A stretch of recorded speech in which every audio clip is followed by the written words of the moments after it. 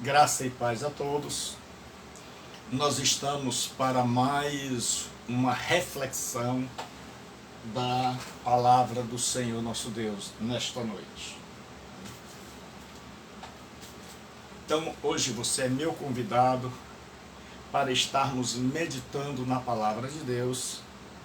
Eu sou pastor Gilberto Rebouças e nós estaremos hoje com mais um momento da pregação do Evangelho Santo de nosso amado e querido Jesus.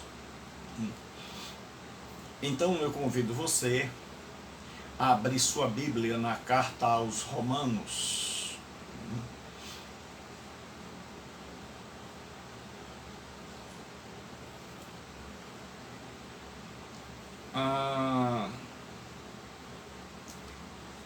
Carta aos Romanos, capítulo de número 1 e o versículo de número 16. Carta aos Romanos, o versículo de número capítulo 1 e o verso 16. Romanos 1, 16 para a nossa meditação esta noite.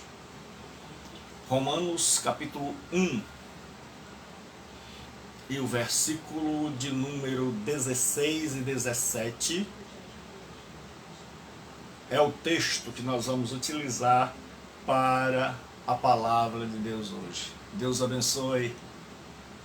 Arcanja, nome forte. Então hoje o tema do meu sermão é a singularidade do Evangelho. Esse é o título. Nós vamos falar hoje sobre a singularidade do Evangelho, capítulo 1, versículos de número 16 e 17, dois versículos da palavra de Deus. Hoje é domingo 9 de maio, Eu sou o reverendo Gilberto Rebouças em mais um sermão dominical. Hoje o tema do meu sermão é que o Evangelho revela a justiça de Deus. O Evangelho revela a justiça de Deus. Porque não me envergonho do Evangelho de Cristo, pois é o poder de Deus para a salvação de todo aquele que crê, primeiro do judeu e também do grego.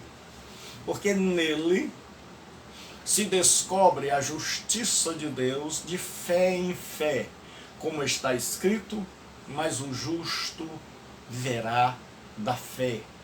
Senhor nosso Deus e Pai, nós estamos em Tua presença, rogamos a Tua bênção e a Tua direção.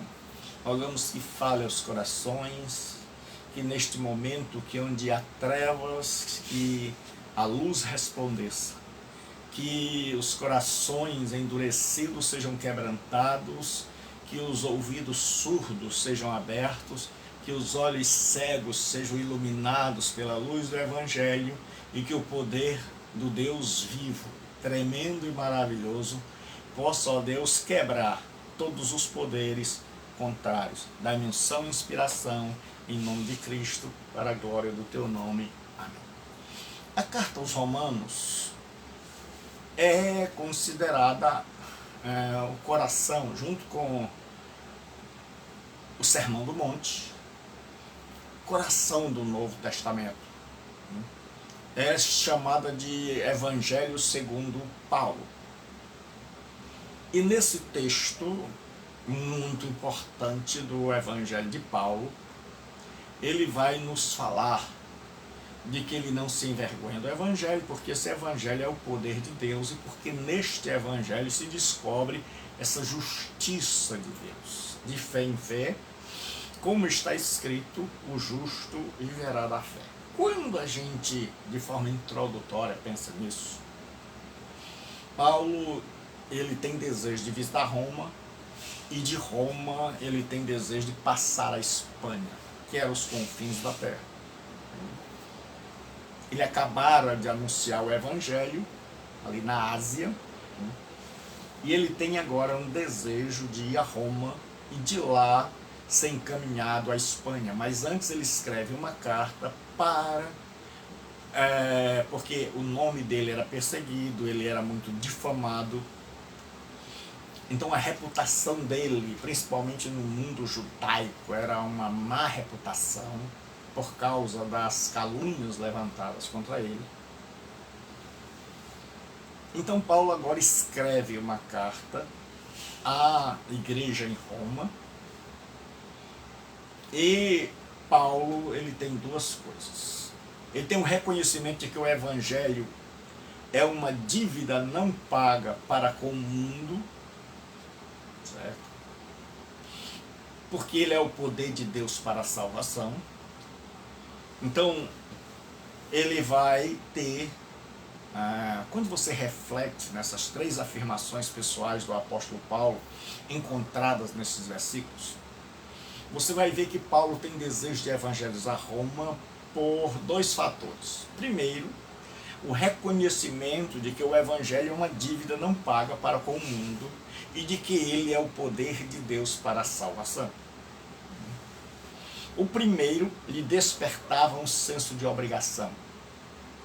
Ele havia sido incumbido das boas novas, né, que é o evangelho. E o segundo, um senso de convicção. Ele fora salvo pelo evangelho e este podia também transformar a outros. Então o apóstolo Paulo agora tem um desejo de anunciar o evangelho. E quando a gente pensa em evangelho,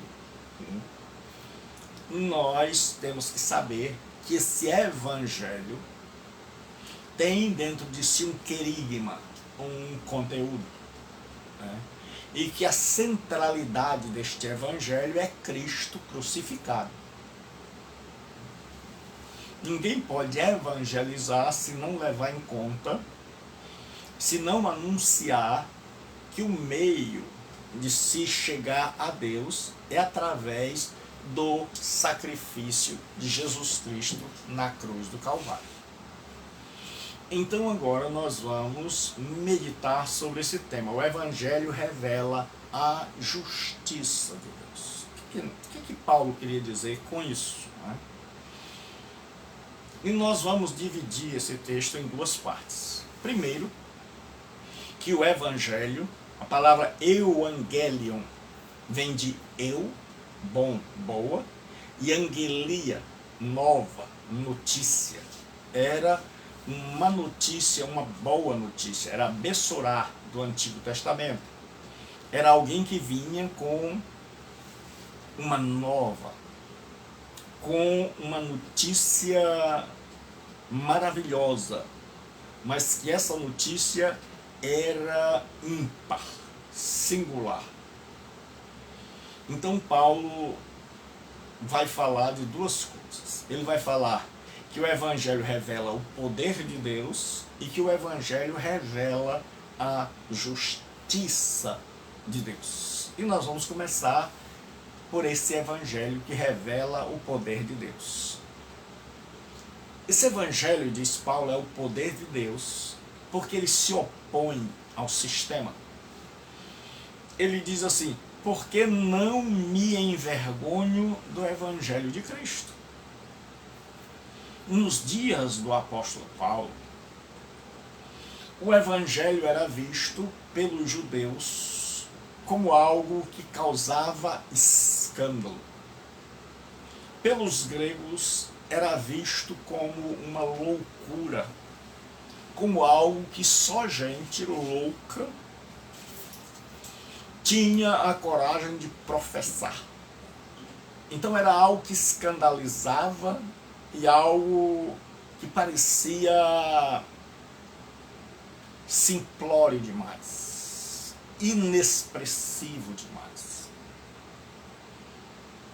E as pessoas que aderiam, que assumiam e recebiam essa proposta do Evangelho, elas eram discriminadas, como sempre foram.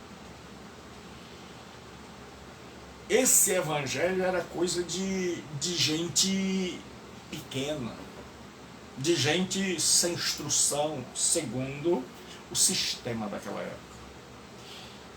Então, para os judeus era algo que revoltava, que causava hostilidade. É tanto que os judeus, eles chegaram na sua sinagoga e disseram que eles começaram a fazer uma oração de que era anátema qualquer pessoa que se filiasse ao Nazareno. Anátema é maldito.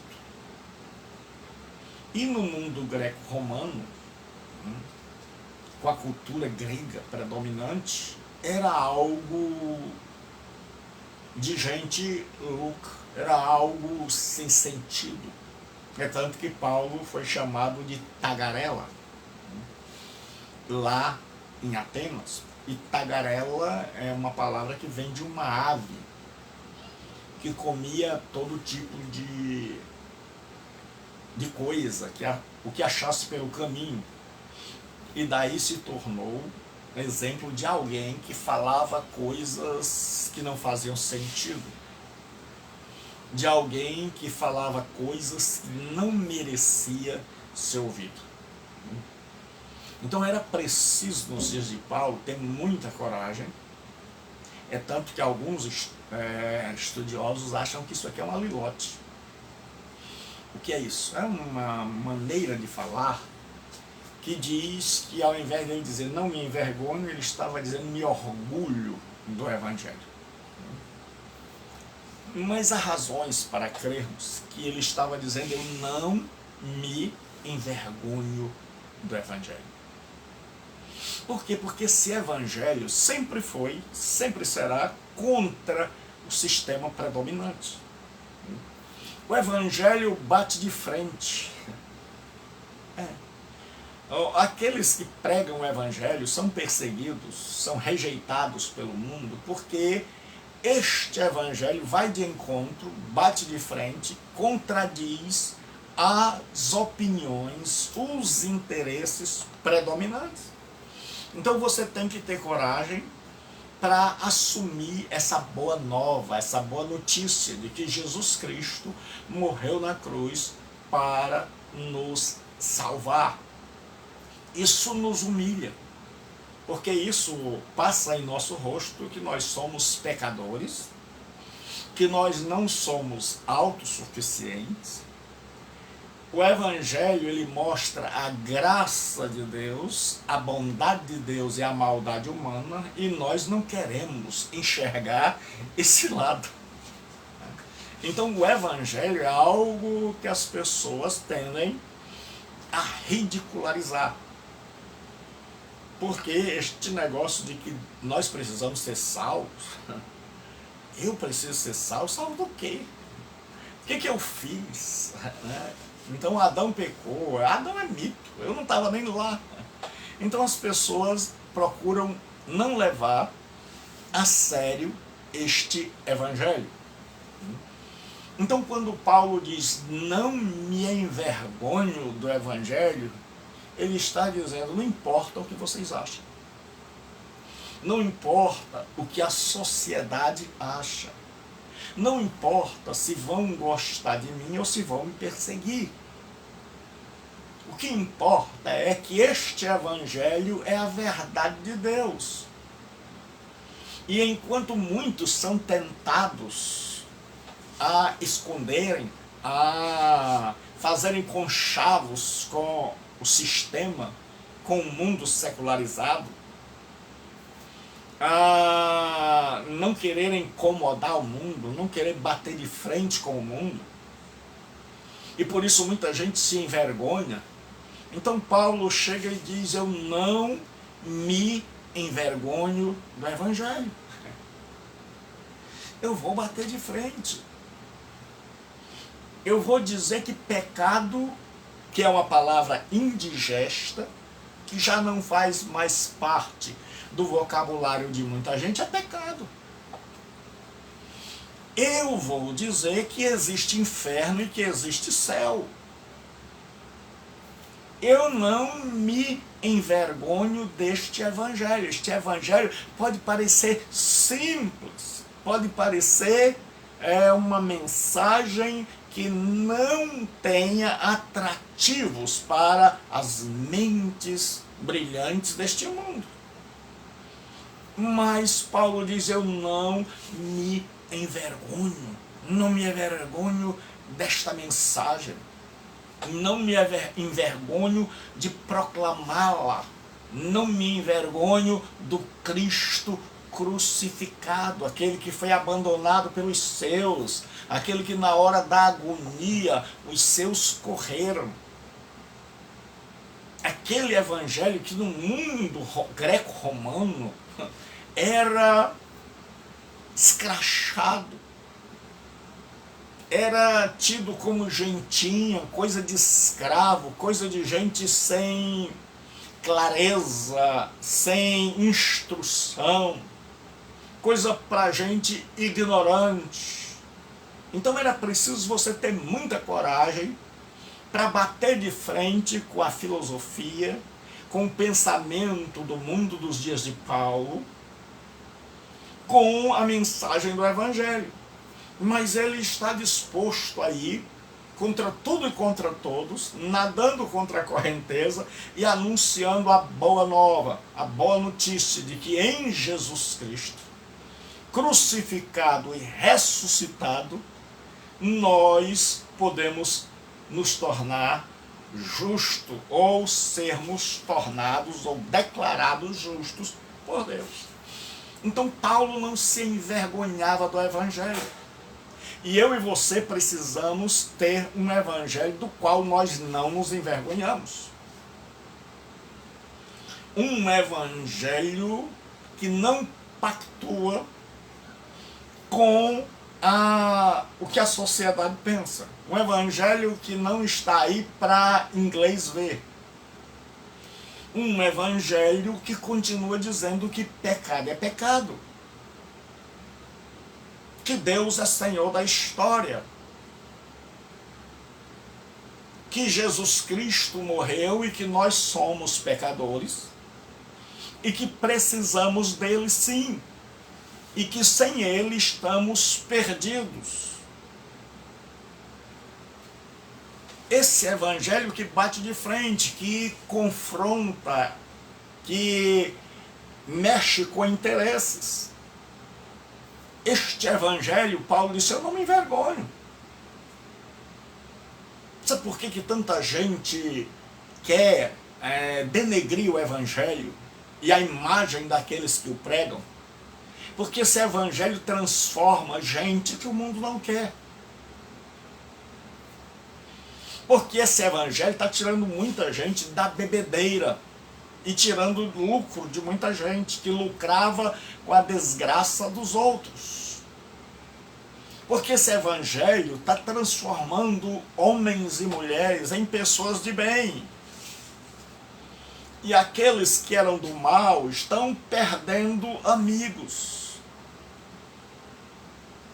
Estão perdendo gente que eles podiam manipular. E as pessoas estão abrindo os olhos para enxergarem, por meio do evangelho, que não é como o mundo pensa, não é como os programas de auditório e aqueles que são ditos como cabeça feita querem passar para nós. Mas o evangelho mostra a necessidade de que todo homem tem, por ser pecador, separado de Deus e mau, de arrepender-se e de receber de forma dadivosa a salvação de Jesus Cristo. Isso nos humilha, isso mexe conosco, porque nós achamos que a gente tem pedigree.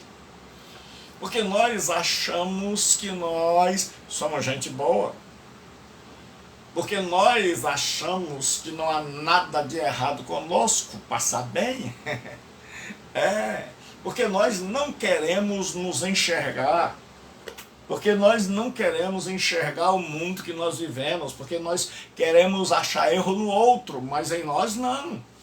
E o evangelho tem esse poder de esfregar no nosso rosto quem nós realmente somos. Então, quem resolve anunciar este evangelho é persona non grata, não é bem-vindo, não é querido, é taxado de fanático, é taxado de extremista. E Paulo foi alguém que sabe o que é isso, sabia o que é isso. E ele diz: eu não me envergonho do evangelho. Não importa se o mundo não crê, não importa se a filosofia diz diferente, não importa se a ciência diz diferente, não importa o que a mídia diz, não importa o que os grandes pensadores dizem. O que importa é esta boa nova.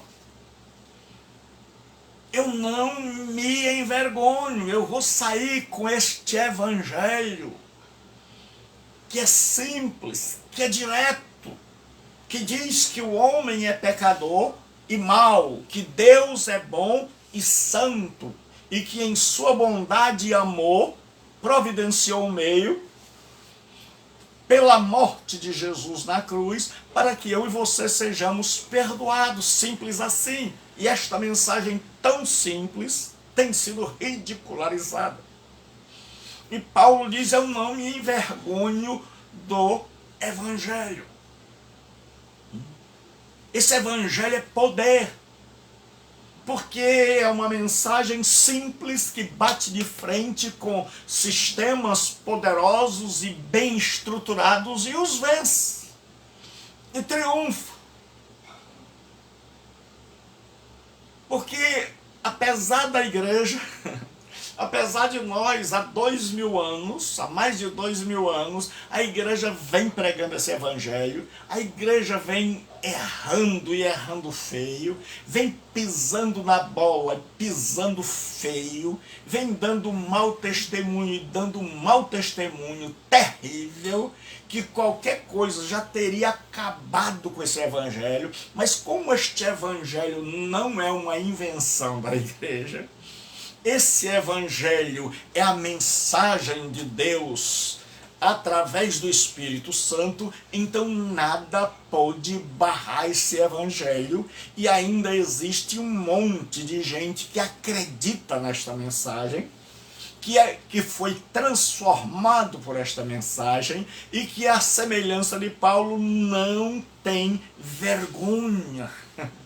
Não tem vergonha, sabe que vai atrair hostilidade, sabe que vai ser perseguido. Por isso Jesus: bem-aventurados perseguidos, bem-aventurados sois vós quando por minha causa,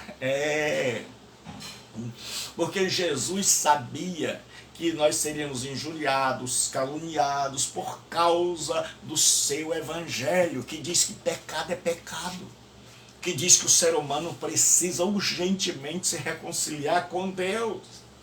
E daí nós temos um monte de gente se acovardando, nós temos um monte de gente contemporizando o evangelho, nós temos um evangelho diluído para agradar a multidão, nós temos um monte de gente tentando agradar o mundo secularizado.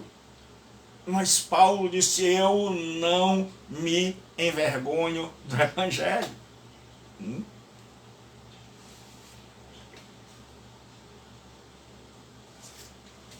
E aí ele diz por quê? Ele diz porque o evangelho é esse poder nivelador da humanidade. Ele diz: pois é o poder de Deus para a salvação de todo aquele que crê. Agora Paulo coloca todos os homens, cultos e incultos, gregos, a elite e bárbaros,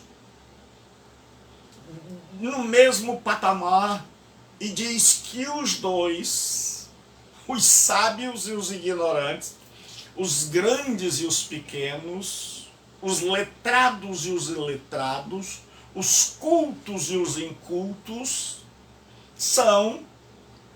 têm acesso a Deus pela fé. Pois é o poder de Deus para a salvação de todo aquele que crê. Porque o evangelho não pede que você seja um filósofo, nem um teólogo. O evangelho, ele exige Fé.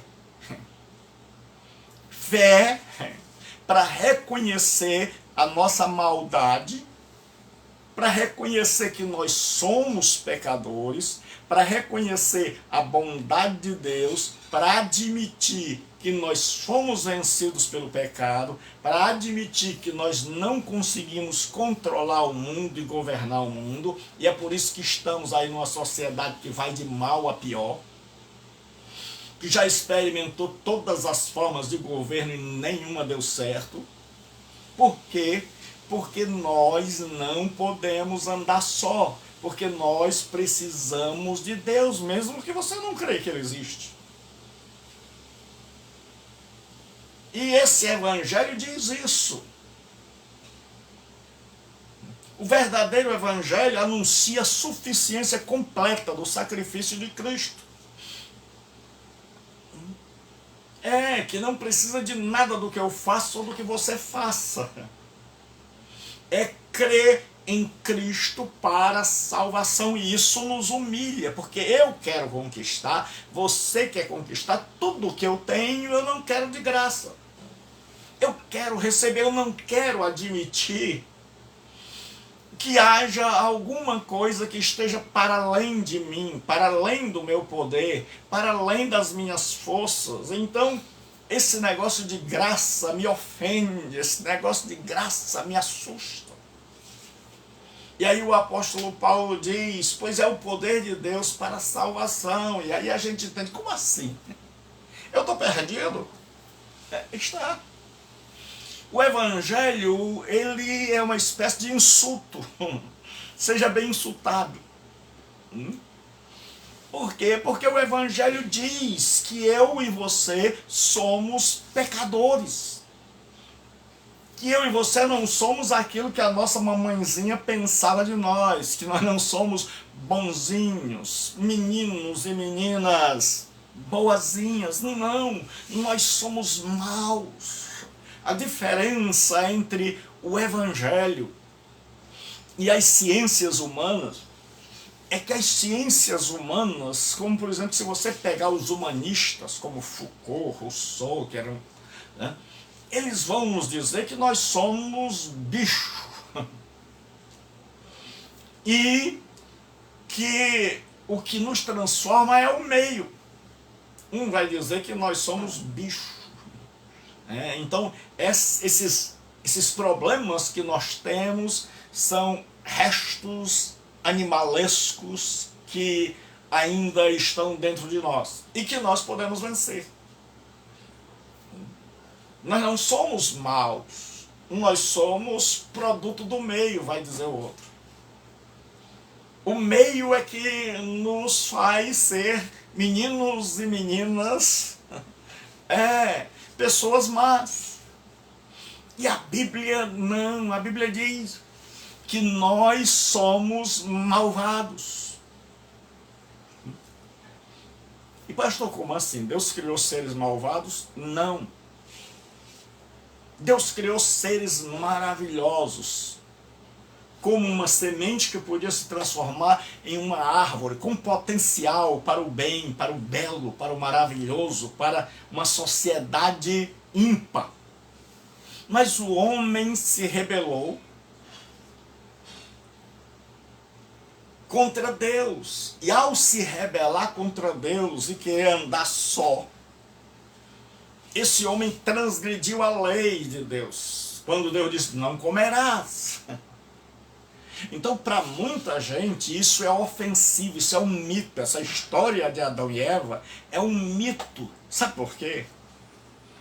Porque é mais fácil a gente achar que é mito, que é coisa de história para criança, que só gente ignorante acredita, porque nós não queremos admitir que nós não somos mais aquele ser humano criado, saído das mãos do Criador. Que nós caímos, e essa queda danificou todo o nosso ser, todas as faculdades do nosso ser. E tudo aquilo que era bom, em certo grau, ficou danificado. Nossos pensamentos foram prejudicados, nossa visão de mundo foi prejudicada, nossos desejos foram prejudicados. Então, tudo que há em nós agora tem uma enfermidade que está na nossa alma, porque o mal do homem não está fora dele, está dentro dele. Jesus Cristo disse: não é o que entra no homem que contamina, é o que sai do homem. E aí Paulo diz: pois é o poder de Deus para a salvação de todo aquele que crê. E essa história de salvação pela fé coloca todo mundo no mesmo nível. Coloca aquela senhora idosa que não aprendeu a ler, que viveu no sertão, no mesmo patamar daquele que estudou em Harvard, daquele que é filósofo. A Bíblia diz: porque este evangelho que fala que Jesus Cristo morreu pelos pecadores, você é pecador. Você se sentiu ofendido? Então, bem-aventurado. Certo?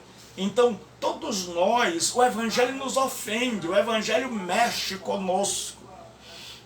Sabe por quê? Porque nós imaginamos que nós somos maravilhosos, que nós somos a raça das raças, que nós somos o máximo. E o evangelho vai dizer que nós não somos.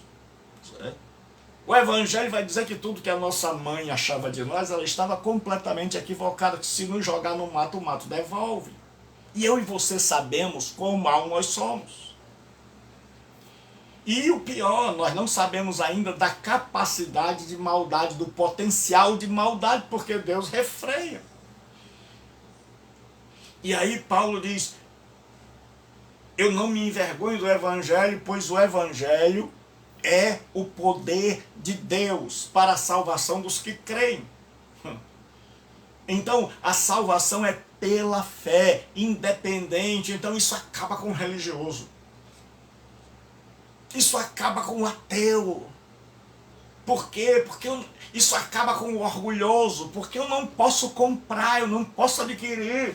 Eu tenho que acreditar. Eu tenho que me dobrar diante de Deus e dizer: Deus, o Senhor está certo, eu estou errado. Como diz o apóstolo Paulo: sempre seja Deus verdadeiro e todo homem mentiroso.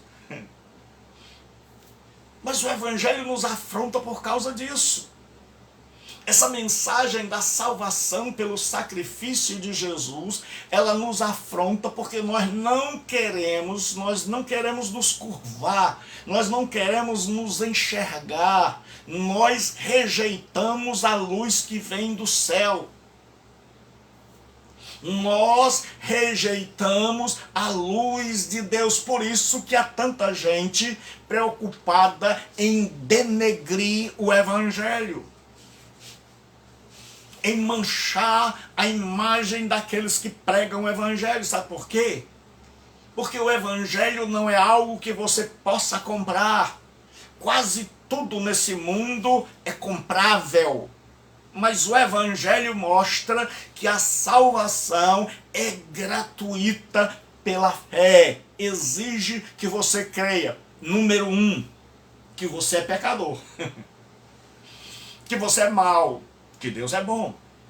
Número 2, que você se arrependa de todos os seus pecados, que você admita: rapaz, eu sou pecador. Não é sair por aí dizendo: eu matei, eu roubei, não. É dizer: eu estou debaixo da ira divina, eu estou debaixo da condenação divina. Porque os atos que eu pratico são produto de uma natureza adoecida, enfermada, pecaminosa. E por isso Davi diz: eis que eu nasci em iniquidade e em pecados me concebeu a minha mãe. É duro a gente admitir isso. É duro para mim e para você dizer assim: olha, eu nasci em iniquidade. eu sou, desde o ventre, uma cobra. Eu sou mau, Deus é bom, e eu dependo da graça dele, e eu dependo de me enxergar e de me compreender. E o Evangelho traz luz para minhas trevas, e o Evangelho levanta o tapete, e o Evangelho mostra quem eu sou e quem nós somos. Por isso nós temos uma sociedade surda, que não quer ouvir, que não quer que a gente fale, que quer acabar com esse Evangelho, porque esse Evangelho a humilha. Porque esse Evangelho mostra quem nós realmente somos. Aquilo que nós não queremos ouvir a nosso respeito.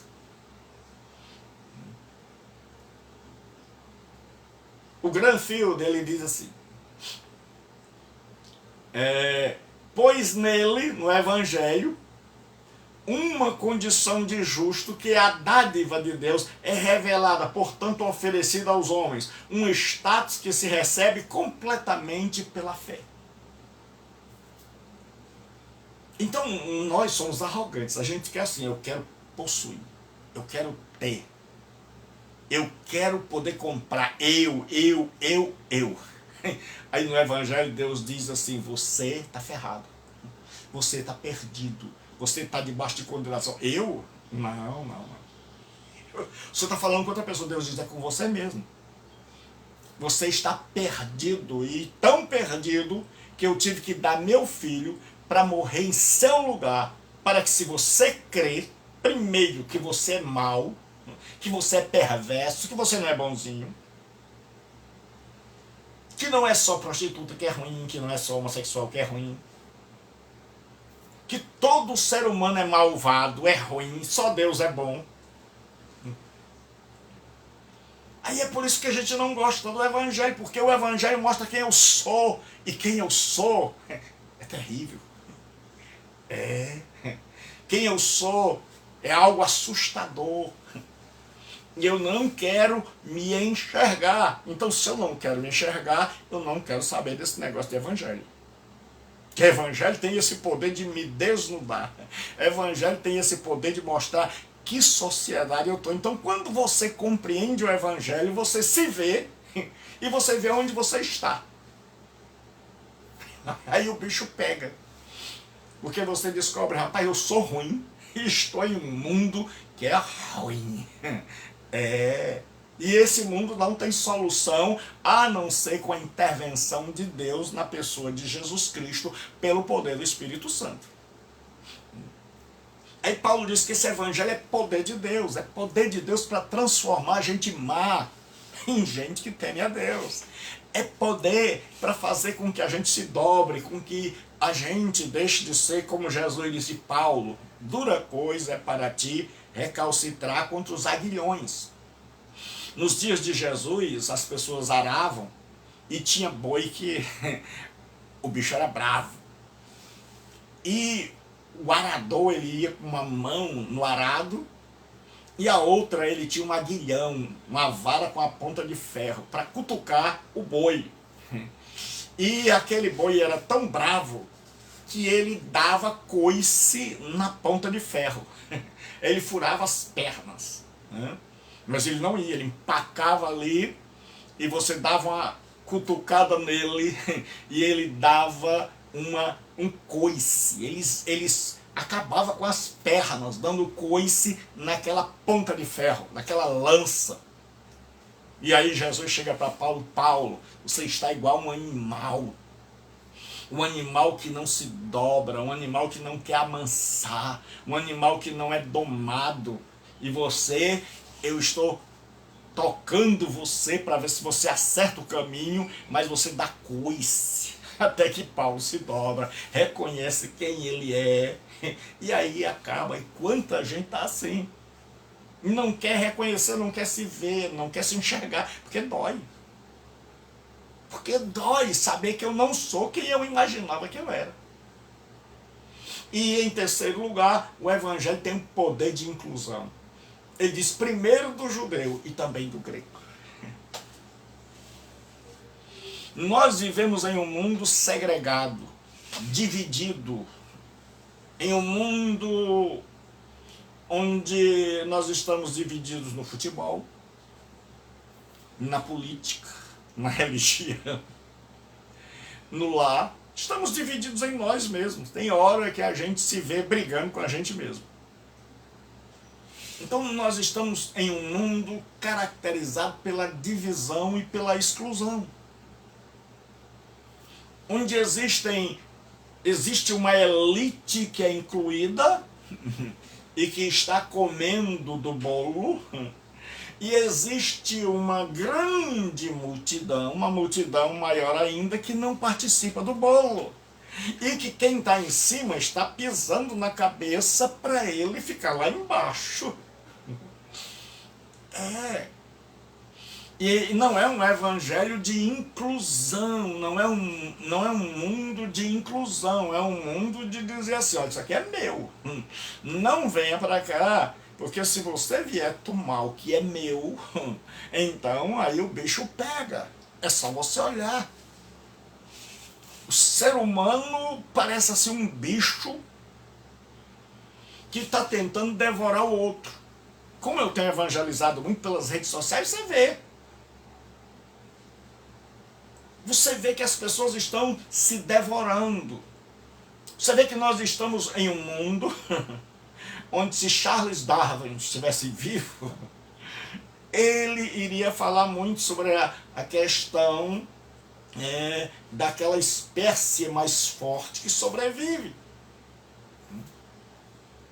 Da lei do mais forte. Porque nós estamos num mundo onde parece que está todo mundo querendo abocanhar o outro. Onde o sucesso do outro me incomoda. E onde parece que está todo mundo em guerra contra o outro. Onde religioso está em guerra contra não religioso.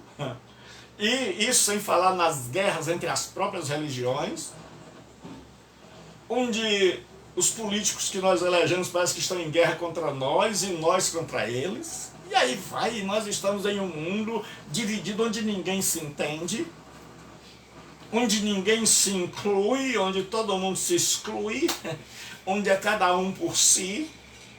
Mas o evangelho é diferente. Paulo diz: o evangelho é do judeu, mas é também do grego. E a igreja teve um monte de problemas, porque o judeu tinha um monte de regra dietética. O judeu não comia nada que não tivesse barbatana. O judeu não entrava na casa de um não-judeu. O judeu tinha um dia de guarda, que era o sábado, o Shabat. Aí agora imagine com esse evangelho da inclusão, quando os gentios começam a vir, e aparece esse tal de Paulo, que tem coragem de ir, porque até Paulo, todo mundo pregava o evangelho para gente de igreja. Até o apóstolo Paulo entrar em cena, todo mundo que ouviu o evangelho era gente de igreja, era gente que já tinha uma certa intimidade com o evangelho. Foram os 3.000, quase 3.000 que se converteram no Pentecostes. Eram pessoas que eram judeus da diáspora de outros países, mas que vinham para as festas anuais, Páscoa, Pentecostes, Tabernáculo, era gente. O etíope era provavelmente um prosélito, tinha comprado uma cópia da Escritura e ia lendo. O centurião Cornélio era um homem que ajudou até a fazer a sinagoga. Então era todo mundo gente ali que já cria no monoteísmo, que já cria nos 10 mandamentos. Mas Paulo vai para gente do pé rachado, gente brava, gente que é pagã, gente que acredita em milhares de divindades.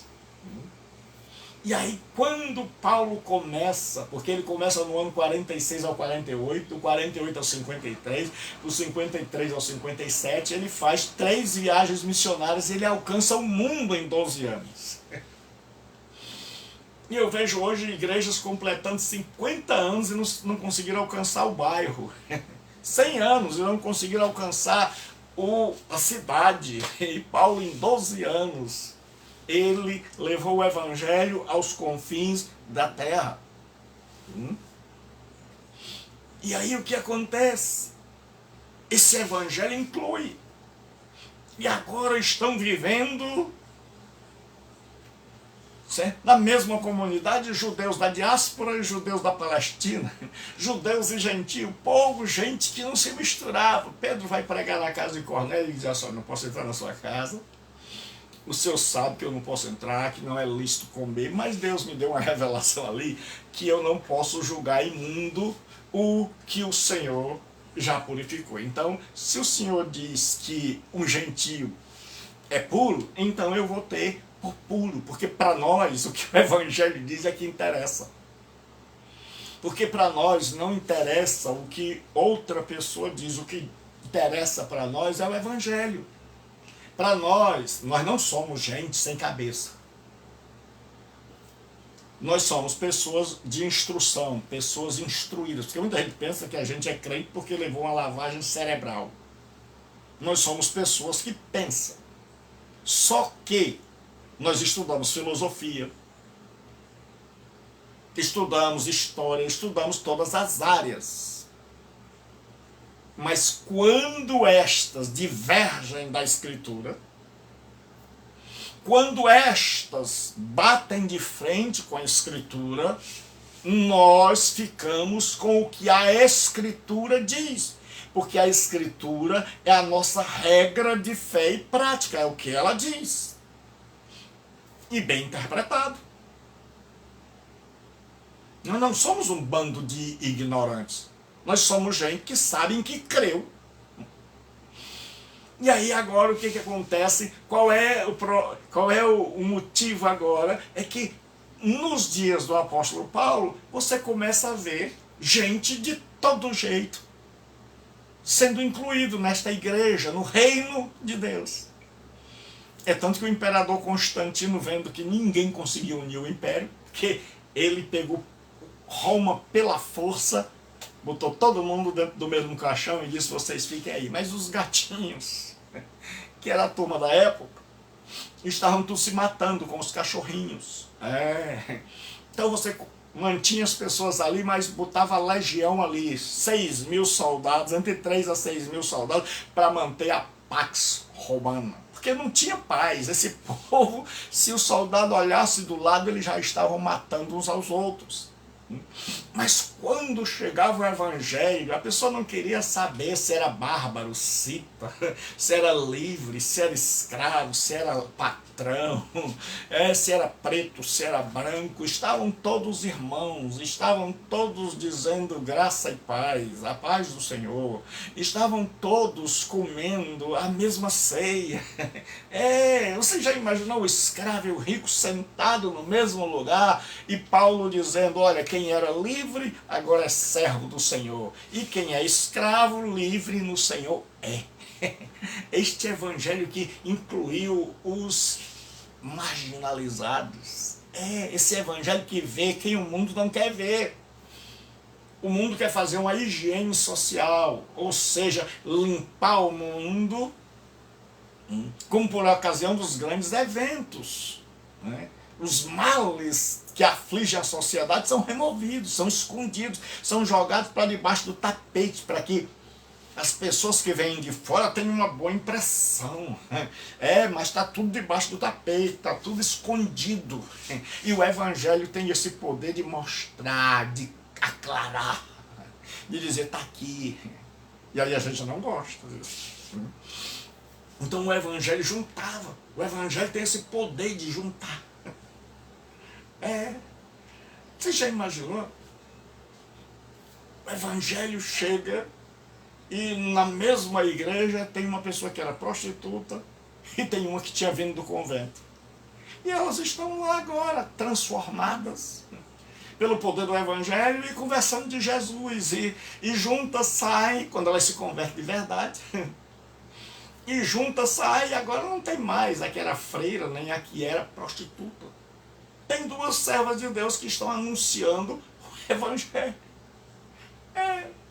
Tem 2 homens, 3 homens, um que era mulherengo, prostituído, o outro que era usuário de drogas, o outro que era auxiliar do padre, mas que se converteram e agora não há mais divisão. E agora não há mais separação. E agora o que era passado, passou.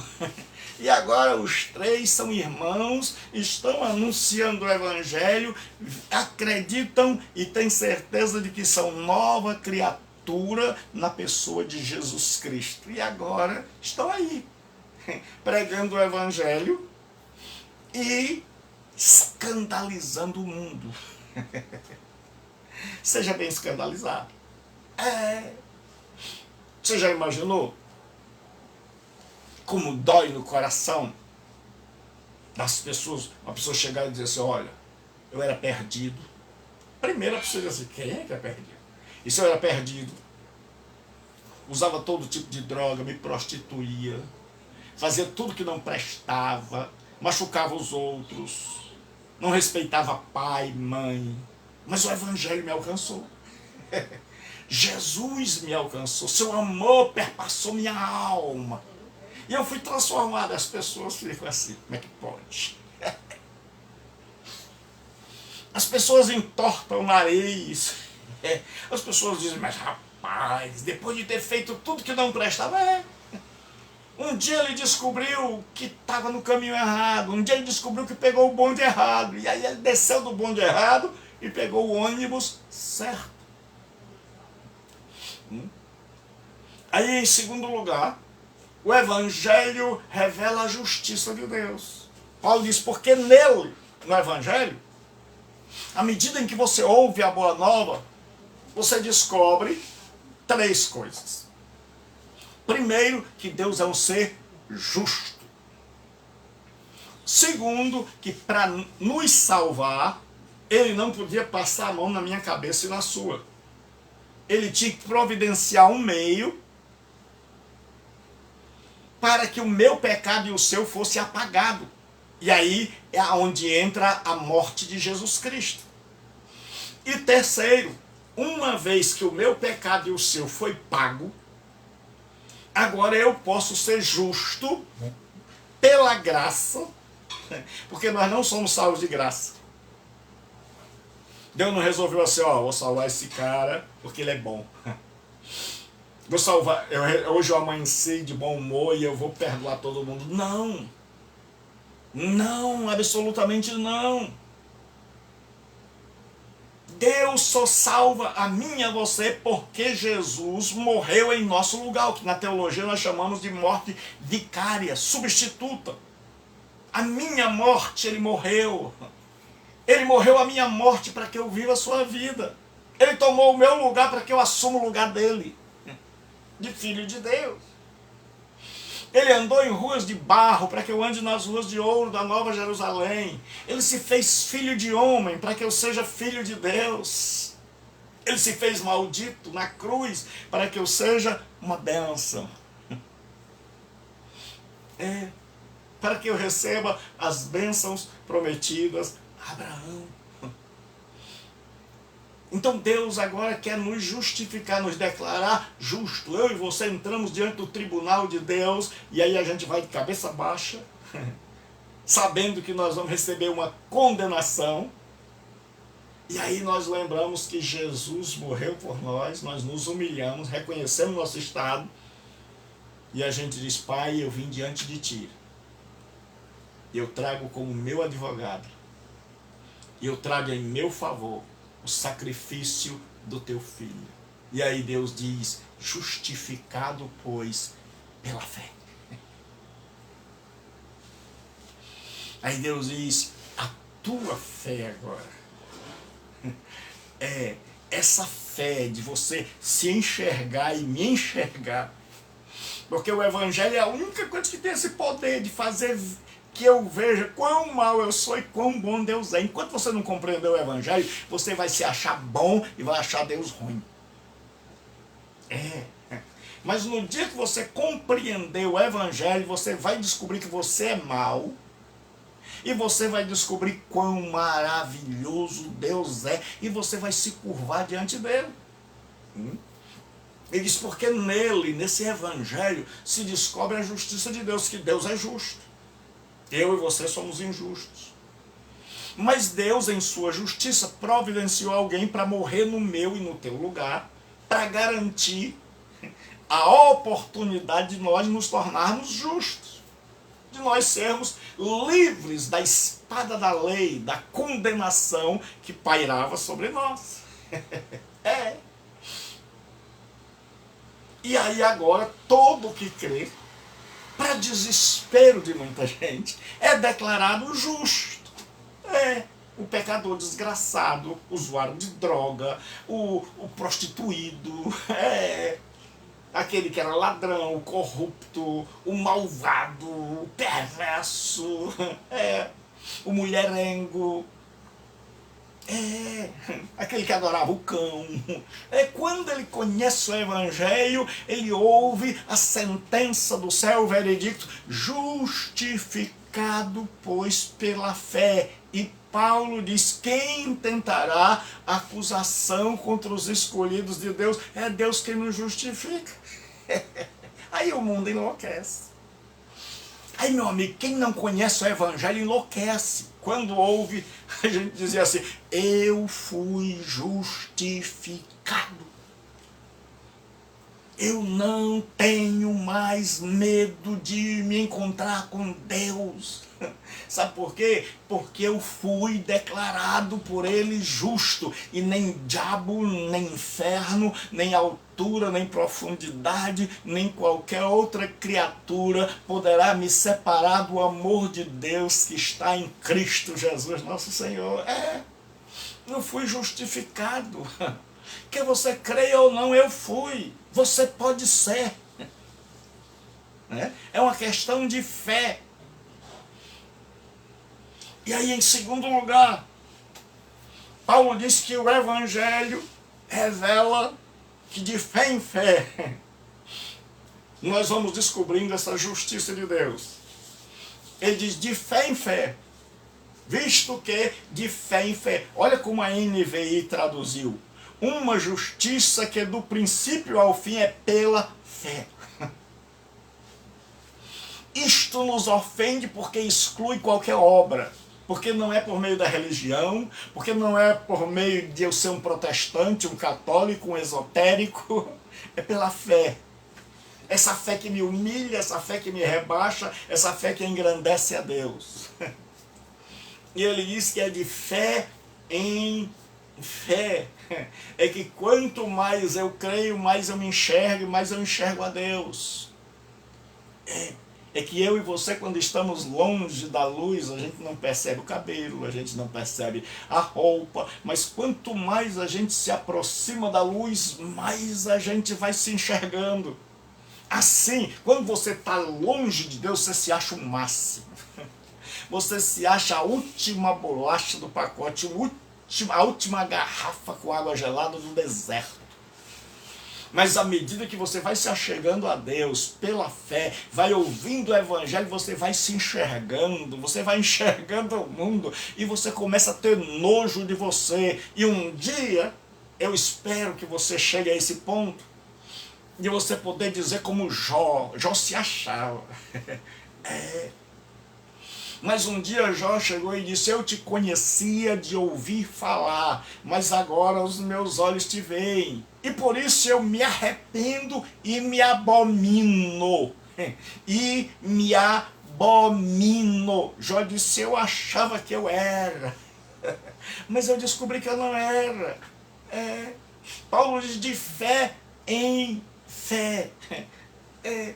De fé para fé, do princípio ao fim. A caminhada com Deus não é pelas obras. Você jamais vai fazer nada que mereça trocar pela salvação. Você jamais vai conseguir ser o que Deus quer. A única maneira de você alcançar a justiça e receber o perdão e a salvação de Deus é você largando mão das obras e dizendo, Pai, eu quero ser salvo salvo pela fé e pela fé no que Cristo fez. Eu não posso fazer nada para me salvar.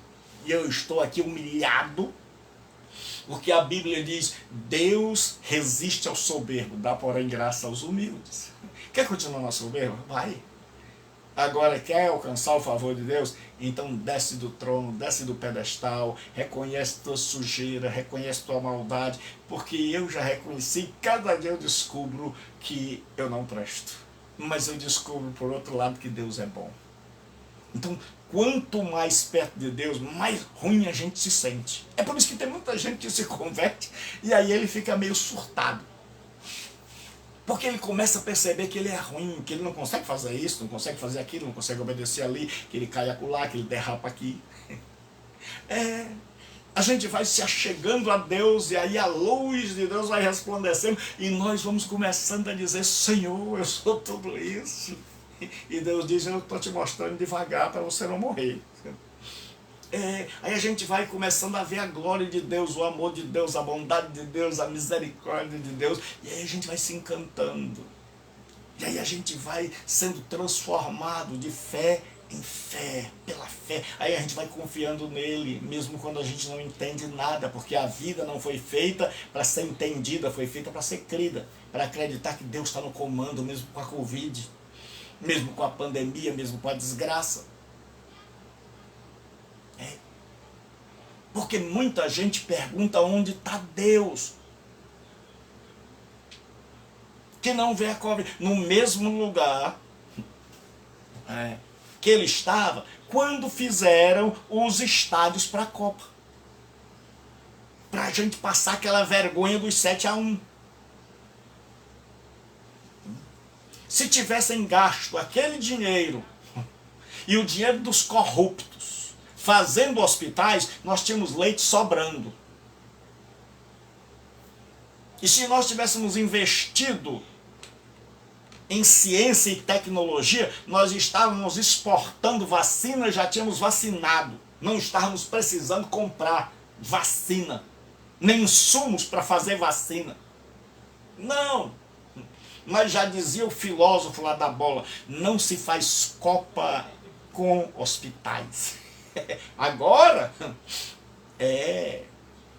ele está quietinho dentro de casa. Certo? E os hospitais, os estádios estão aí. Uns elefantes brancos que custaram bilhões para um monte de perna de pau jogar. E o povo agora morrendo de Covid. Transforma aqueles hospitais, venda aquele, construa hospital, que vai sobrar leito. E nós vamos exportar vacina. Mas não agora. Certo? De fé em fé. Aí ele diz o seguinte: como está escrito? Ele diz, olha, é escriturístico. Está lá no livro de Abacuque: o justo viverá da fé.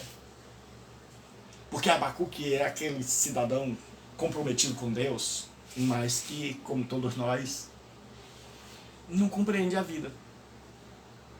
E Abacuque chega para Deus e diz: Senhor, eu clamo violência, o negócio aqui está ruim na minha cidade, a situação está horrível, a lei se afrouxa, o povo compra. Naquela época o povo comprava ministro, hoje eu não sei. Maldade, né? Então o que acontece? Naquela época os ministros, os juízes se vendiam. E aí Abacuque diz: olha, tua palavra está desprezada, a lei se afrouxa, o ímpio ganha, sempre no juízo quem ganha é o chefe, o pobre coitado do empregado sempre leva pior. Mas isso era só naquela época, hoje não acontece mais isso não. Ele diz: quem tem dinheiro é que se dá bem. E ele diz: cadê o Senhor? Aí Deus disse a Abacuque: não se preocupe, que eu estou trazendo uma receita infalível. Abacuque disse: diga, Senhor. Ele disse: eis que eu trago os caldeus. A Babilônia, Nabucodonosor, o pai dele, aí a turma dele vem toda aí marchando pela largura da terra, com sangue no olho, a faca nos dentes, e eles vêm para destruir vocês. E Abacuque chega e diz, não, Senhor, agora é que não deu certo, agora é que o caldo entornou. Abacuque diz assim, mas Senhor, olha, eu pedi ao Senhor para fazer justiça aqui, mas eu queria só no meu bairro. Só que Deus não é só do seu bairro. Deus não é Deus só do judeu. Ele se revelou através do judeu, mas ele é um Deus universal. E Deus diz, eu estou trazendo a Babilônia. Ele não vai reconhecer os castelos de vocês, os muros, eles vão passar rápido como a águia. E eles são certeiros e velozes. E aí Abacuque fica assim, e ele entra em parafuso, e aí ele vai e diz, Senhor, ele expõe toda a teologia dele, diz, olha, o Senhor é justo, o Senhor é íntegro, o Senhor é maravilhoso. Eu não estou entendendo uma coisa, como é que o Senhor vai punir uma nação com outra que é pior que ela? Deus diz, não se preocupe que eu tenho punição para todo mundo. Tudo tem a hora. Você está pensando que vai escapar? Tudo tem a hora. Deus diz também, eu vou pegar a Babilônia. Aí Deus pronuncia 5 ais sobre a Babilônia. Ai daquele que ajunta a casa que não comprou. Ai desses políticos aí que estão pegando dinheiro dos outros. E Deus começa a dizer, ai da Babilônia, e o Abacuque começa a... Aí Deus diz, Abacuque, eu vou te revelar o segredo. A Babilônia vem e não tem como escapar, não tem jeito. Ele diz, mas o justo viverá por sua fé. Ele está dizendo, sabe quem é que vai escapar desse negócio? Sabe quem é que vai ficar? Sabe quem é que vai ficar? Abacuque, que quer dizer abraço. Sabe quem é que vai ficar, Abacuque? O justo. Aquele que crê em mim, esse vai permanecer. E você ouve falar da Babilônia quando? Você ouve falar da Babilônia numa aula, no final do livro, um pedacinho assim. Mas Israel ficou. Está aí. Até hoje, crescendo. E já está resolvendo o problema da Covid. Porque investe. E o que acontece aí? Deus diz, o justo viverá pela fé. Deus está dizendo, sabe quem é que vai se salvar? Sabe quem é que vai escapar? Quem confia em mim. Sabe quem é que vai morar no céu? Sabe quem é que vai ser perdoado? Sabe quem é que Deus salva? Quem tem fé. Aí Abacuque fez um salmo. Ele diz, aviva, Senhor, a tua obra. Na ira, lembra-te da misericórdia. Ele está dizendo, Senhor, a pandemia vem. O corona Nabucodonosor vem. Mas o justo vai viver. Mas o justo, por sua fé, viverá. Aquele que for justo vai permanecer. Então a Babilônia pensou que ia destruir o pequeno Israel. Mas a grande Babilônia passou. E o pequeno Israel está aí, mais forte do que nunca. Então Deus diz, sabe quem é que vai ser salvo? O justo. Então Paulo diz, eu não me envergonho do Evangelho, porque ele é o poder de Deus. Para a salvação de todo aquele que crê. É pela fé. Então todos estão no mesmo barco. Crer ou não crer. Eis a questão. E aí ele diz, porque nesse evangelho, você descobre que Deus é justo. E que Deus providenciou um meio de justiça para mim e para você, na cruz do Calvário. E que o justo viverá pela fé. E que só vai ter a vida eterna quem crê em Jesus Cristo. Simples assim. Então se você crê, você vai ter a vida eterna. Se você não crê, você não vai ter a vida eterna.